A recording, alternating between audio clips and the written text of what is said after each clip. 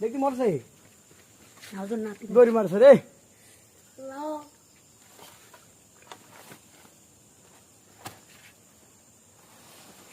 তো বলতে আমরা কই তো দেখ কি শুনে বাইরে হইস